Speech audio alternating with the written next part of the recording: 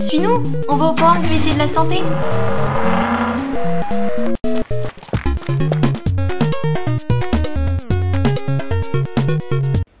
Bonjour à tous.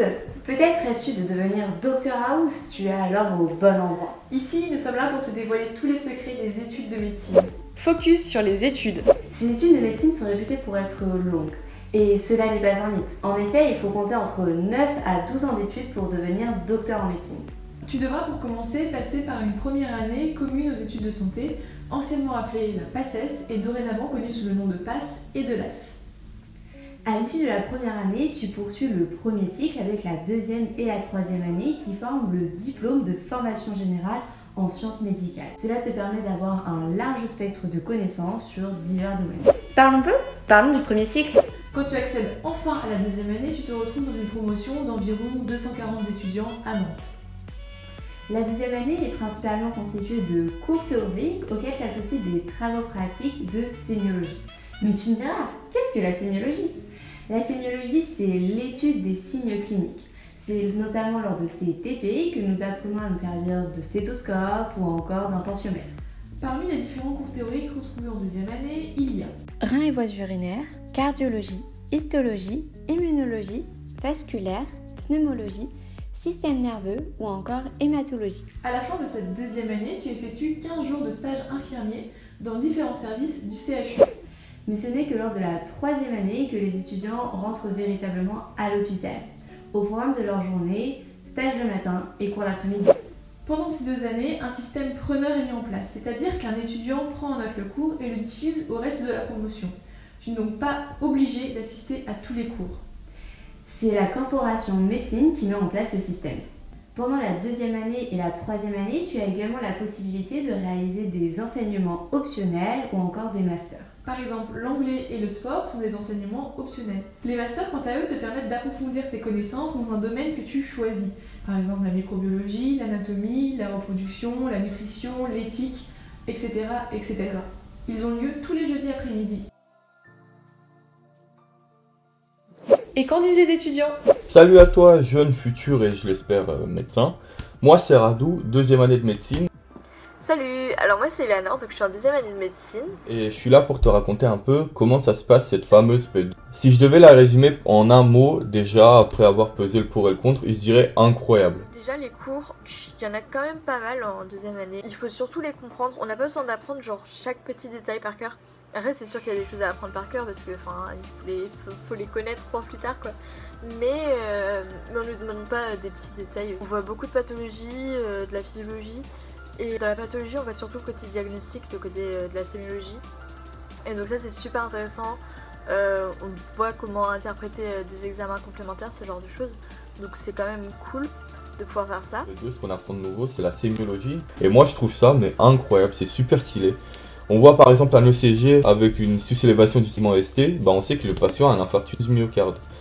Et je trouve ça vraiment incroyable déjà qu'on commence à savoir faire du diagnostic dès la P2 quoi, puisque les études médicales c'est assez long et commencer dès la P2 c'est super stylé. Ce qui est nouveau, on a l'anatomopathologie. Donc ce qui est de nouveau sur ça, c'est comme de l'histologie en quelque sorte, mais pathologique. On apprend surtout les cancers. Et ce qui est stylé à la fin de ces cours-là, on a des vraies pièces anatomiques. Par exemple, si on étudie le cancer du sein, la professeure va ramener un cancer du sein et on peut le voir en direct. On a aussi l'AFGSU, donc c'est la formation aux gestes et soins d'urgence. Par exemple, comment prendre en charge quelqu'un qui a une obstruction sur les voies aériennes ou même un arrêt cardiaque, donc une fibrillation ventriculaire.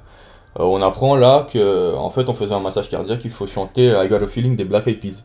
On fait aussi en fait des TP, donc des TP d'anat, des TP de sémio. Donc ça c'est en plus petit groupe et en fait c'est assez interactif, on peut facilement parler au prof, on peut lui poser toutes les questions qu'on veut. Enfin là-dessus, ça c'est cool. Ce qu'on peut faire en deuxième année, c'est un master en fait. Et donc ça je l'ai pas encore commencé, du coup je peux pas trop en parler pour le moment. Mais je sais que c'est vraiment orienté sur la recherche, donc si c'est quelque chose qui vous intéresse, c'est cool qu'ils nous orientent aussi vers là quoi. Parlons externe. À l'issue de ces 3 années, tu rentres alors dans ce qu'on appelle l'externat. D'une durée de 3 ans, l'étudiant alterne entre 1 mois de stage à l'hôpital et 1 mois de cours. On passe dans différents services de l'hôpital, ce qui permet d'aider au choix de la spécialité. Il n'existe plus le système de preneur, mais les étudiants apprennent leurs cours sur de gros livres appelés collèges. Lors de l'externat, les étudiants préparent un concours national appelé les ECN. Tu n'es pas sans savoir que les études de médecine sont actuellement en pleine réforme, avec la réforme du premier cycle, mais peut-être ne le sais-tu pas, les ECN sont également en réforme. Ainsi, ce qu'on connaît actuellement sera sûrement différent de ce que tu pourras passer. Et qu'en disent les étudiants? Alors bonjour à tous, moi c'est Marie. Là actuellement je suis étudiante en 5e année de médecine. Et concrètement, comment ça se passe l'externat? C'est toujours un peu la même chose. C'est un mois de stage et un mois de cours. En fait parce que on a deux statuts. On a le statut d'étudiant, donc comme vous, on est inscrit à la fac et voilà, on a des cours pendant un mois. Et le mois suivant, on est employé à l'hôpital. Et toi, qu'est-ce qui te plaît? C'est vraiment être avec le patient en fait. Quand le patient il arrive, il a son petit problème, et puis en fonction de ce qu'il te dit, tu peux faire des connexions avec ce que tu as appris dans les cours, et ça c'est vraiment le Graal quoi. C'est la passion de ma vie. Et au contraire, qu'est-ce qui te déplaît? Alors après, dans ces études, il y a aussi tout le côté négatif où c'est une charge de travail vraiment immense et inhumaine, ça tout le monde est d'accord pour le dire. En fait, c'est pas possible de savoir tous les détails pour ce fameux concours qui arrive à la fin de la 3e année d'externat. Et pour le système de garde, ça consiste en quoi? En parallèle de ça, on a un quota de 25 gardes à réaliser sur les 3 ans d'externat. C'est des gardes qui se font soit aux urgences, donc les urgences que vous voyez aussi marquées urgence devant le CHU à Nantes, et soit on fait ça en salle de naissance, donc les accouchements. On peut faire ça aussi aux urgences gynécologiques, et il y a aussi des terrains de garde dans les unités de soins intensifs de cardiologie et de pneumologie, donc ça permet vraiment de voir tout un panel de maladies, et souvent ça se fait le soir et on est rémunéré en plus de la rémunération mensuelle qui est stable. Et c'est vraiment intéressant parce que là on est plutôt autonome, on peut aller voir les patients tout seul, faire l'examen, prescrire des radios, moi je trouve ça passionnant parce que du coup on se fait dans notre tête le petit diagnostic, on va voir si c'est ça, on regarde les bilans, on regarde les examens si tout se passe bien.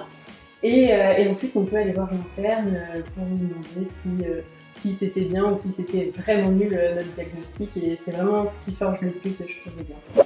Parlons internat. À l'issue des ECN, donc en 6e année, en fonction de ton classement, tu choisis ta ville et la spécialité. Tu débutes alors ce qu'on appelle l'internat. Il existe 44 spécialités. Et attention, médecin généraliste est une spécialité. L'internat a une durée variable de 3 à 6 ans en fonction de la spécialité que tu souhaites réaliser. L'interne à l'hôpital a un rôle clé, il est nécessaire au bon fonctionnement des services. Il fait des gardes, des consultations, comme un vrai médecin. Cependant, il reste en apprentissage, il a parfois des cours et assiste à des conférences. La durée des études est donc entre 9 et 12 ans, voire plus si tu veux devenir professeur universitaire praticien hospitalier, aussi nommé PUPH. À l'issue de ton internat, tu devras passer une thèse devant un jury, ce qu'on appelle la soutenance. Cela te permettra ensuite de pouvoir prêter le serment d'Hippocrate. Te voilà enfin médecin. Quel est le coût de ces études? Ce sont des études à la faculté publique. Le coût de chaque année est donc autour de 170 €. Pendant l'externat, les étudiants perçoivent environ 300 € par mois. Pendant l'internat, l'étudiant perçoit le SMIC. À moins d'avoir un travail étudiant à côté, il est donc difficile d'être indépendant financièrement avant la 6e année. Existe-t-il une possibilité de partir à l'étranger? Il est possible de faire des Erasmus ou encore de réaliser des stages d'été à l'étranger. Cependant, sache que c'est à toi d'entreprendre toutes les démarches, c'est-à-dire trouver une école, un logement et un hôpital pour t'accueillir.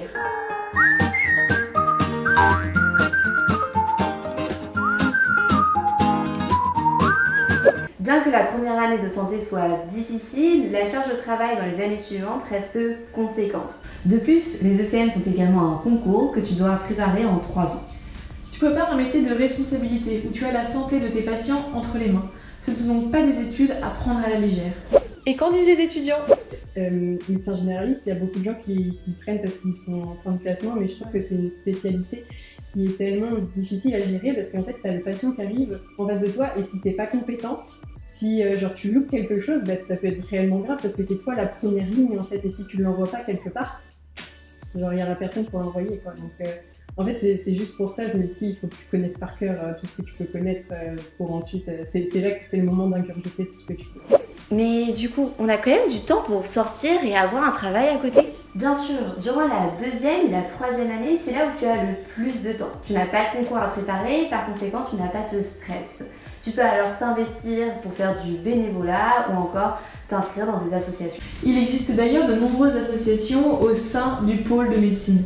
Lanofel, Humani, Azakei, Budapest et bien d'autres. Est-ce que les études de médecine, c'est toujours du par cœur comme en première année ?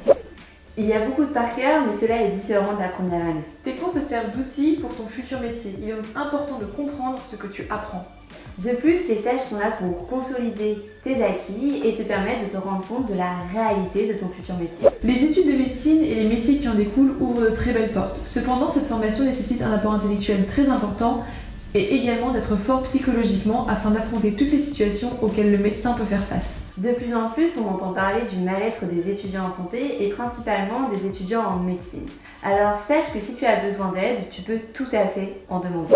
J'espère que ça vous donne envie d'aller en médecine. Et puis bon courage pour le reste. Donc si vous êtes tenté par la médecine, je vous recommande fortement et chaleureusement de choisir la médecine et de venir en P2 parce que c'est plutôt stylé comme truc quoi. En tout cas, je vous souhaite bon courage du coup pour ce 2e semestre et pour le concours qui viendra ensuite et on se retrouve l'année prochaine. On espère que cette vidéo t'a plu. Si des questions persistent, n'hésite pas à nous écrire un mail à orientation.tutorat.nantes@gmail.com.